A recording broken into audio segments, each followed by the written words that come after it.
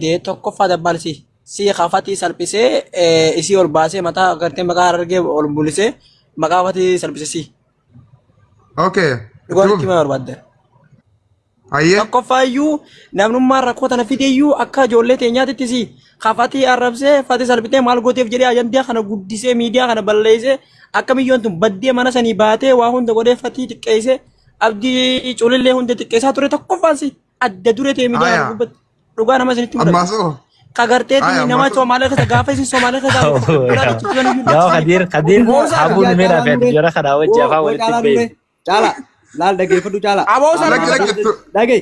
Rakkoo biraa namni dhugaa dubbatu si hin ta'uuti na dhaggeeffadhu dhugaa takka dhugaatan beektaa mina dhagee na dhaggeeffadhu dhaqoo himee dabbaan boo caalaa nuure ati maraataa kuduraa dhagee abdii ija bocoocoo sanii fi dabbaan waliin fiddaa gurbaa jaartii isaa bangaaliin manfooti rakkoon qabu walumaa galatti sun akkasuma qaba kun waan dhumate abbaan barbaade na dhagee abdiin miiciyyoo ifii finfinneetti akka fedhe godhaa ture san nuti nu dakalu isaa fideemmaas bakka irraa fidees hin beenu nuti miyyoo tana ifiif kunoo abulutee sanii maarree godhaa jee fide mee miiciyoo tana nutu mee amma fidan gargaaran wannummaan nu wali qabanii ijoollee teenyaan gizee hunda wareersaniif maali hin jirtu bar maal jettuun aboo muciyyoo yoo feete habootu feetu abbaa feete habootu nuti akka fedhan haboo adiisii kanneen eebii barnamii Kadir gaafuma takkaan sii qaba Kadir.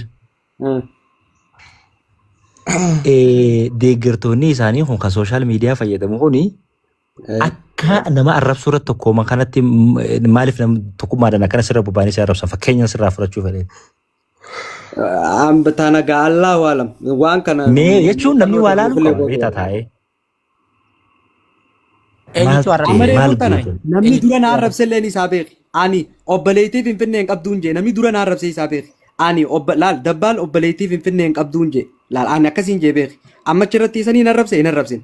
Garuu namni usaatti akkas jee na arrabse isaa jechuudha laal. Siigalee namni dura na arrabse akkaan isa arrabsu kana godhe isa. Laal amma isaa sanii mul'anne beeki deeggartoota isatti. Ta mul'atte tiyya qofa.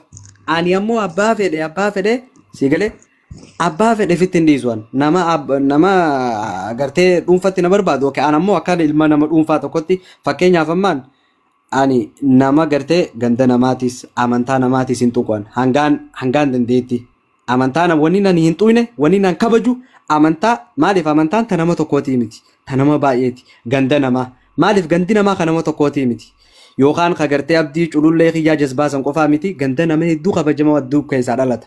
Kasanirraaf immoo nama dhuunfaatii fi deeggartoota sallee hudduu mukatti cabseetiin ofirraa dhoowwaan waan takka miidiyaas kan waliin beenu itti fayyadamuu beena.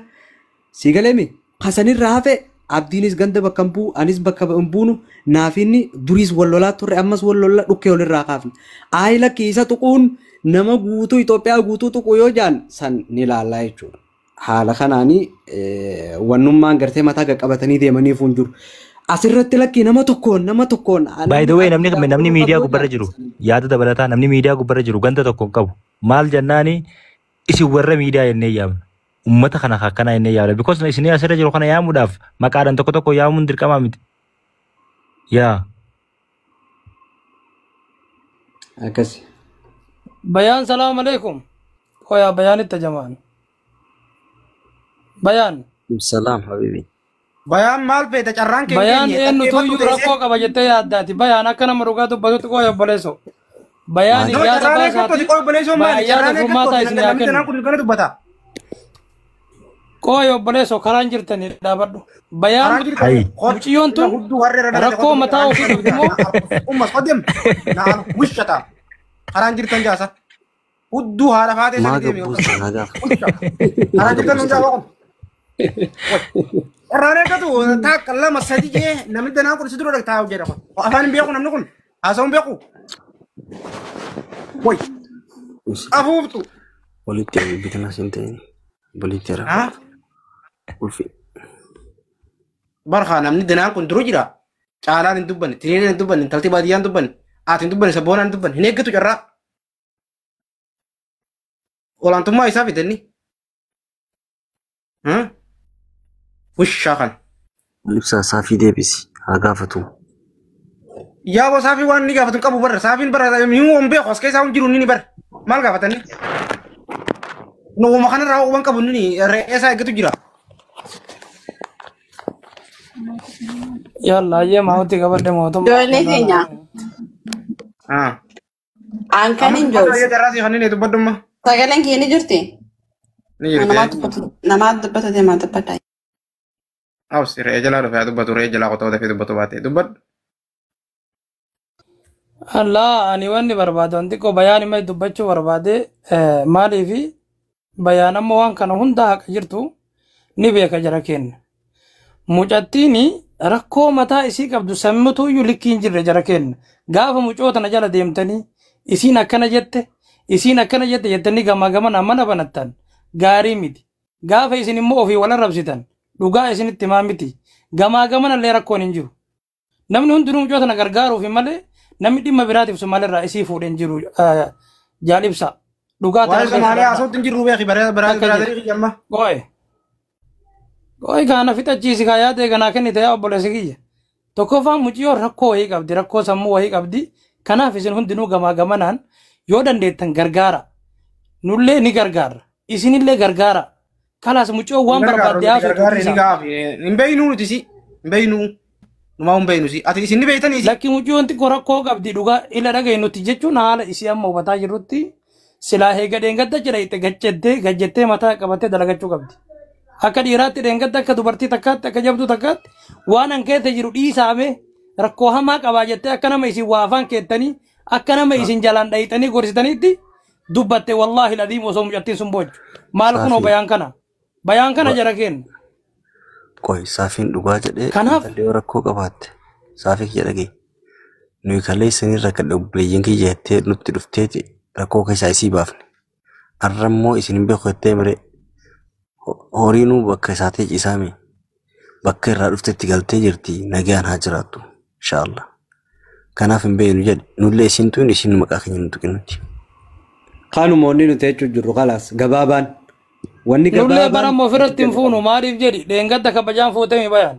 Dheengadda kabajaan nurraa fuute dheengadda kabajaan fuunee sitti kennine osoo mucattiin sun boochuu ija keetiin agarte. Bayaan ati nama gartee nu hundaafuu qixxe. Biyya kana keessatti biyya Dubaay keessatti nama nu hundaafuu qixxeeti. Haqqi jirtullee ni beekta. Mucattiin rakkoo of dandeette qabdi waan ta'eef mucattii tana gaafa biyya kana keessatti ganni isinii galee borillee numa wajjin rakkatatama Oromooti mucattiin tun waan feetellee taatu isiin intaluma Oromooti. Hundumti keessan mana irratti banachuu dhiiftanii waa'ee isii dubbachuu dhiiftanii gara isii ta'etti hirkattee osoo jiraatte baay'ee gaariidha.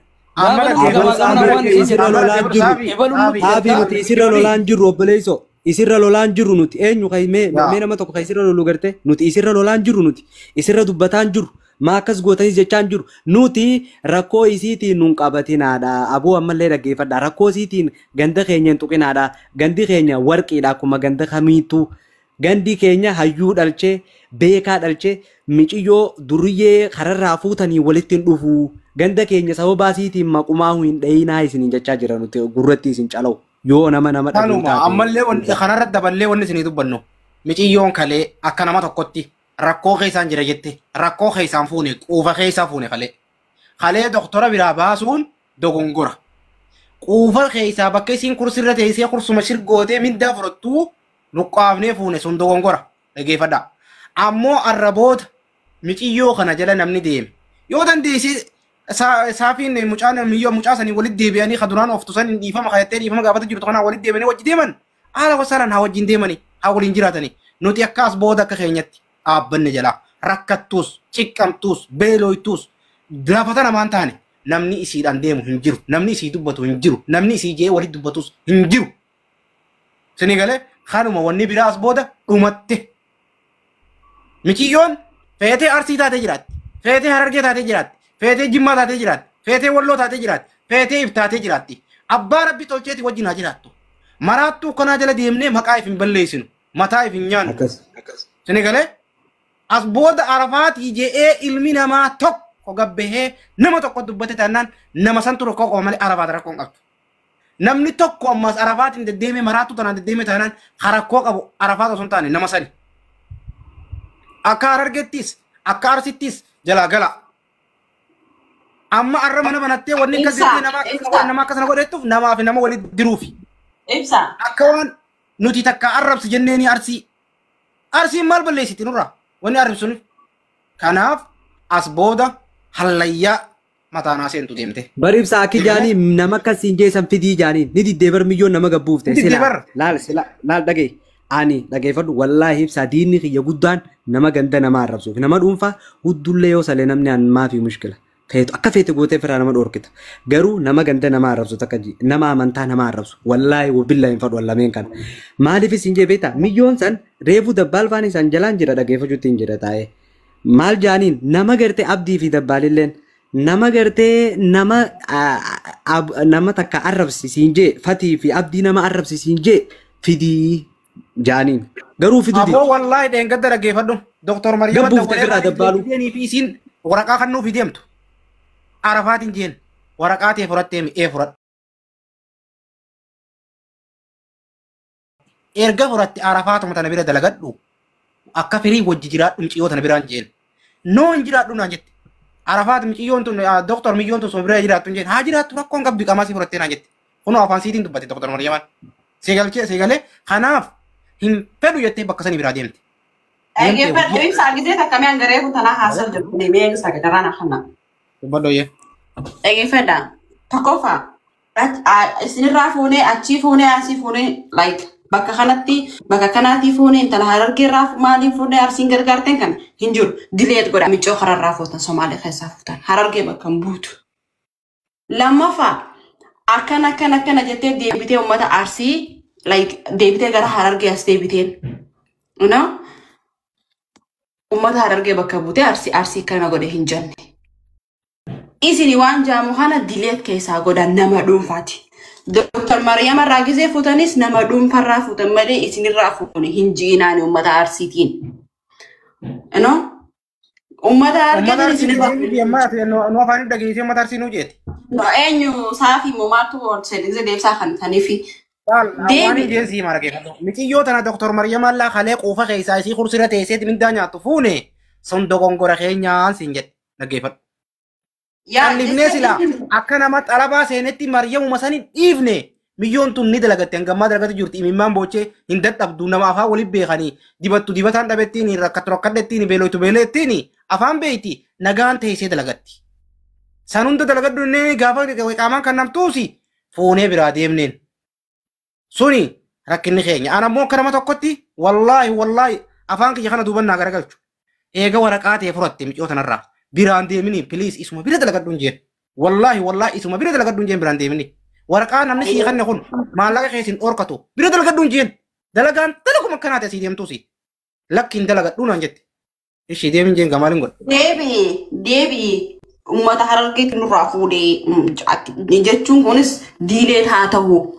Ijoollee dhuunfaa sooshaal miidiyaa akkuma nama tokkotti tiktoka banatteetu ajandaa mogmoo godhee fuudhe. Harargee bakka wanni bu'e hin jiru.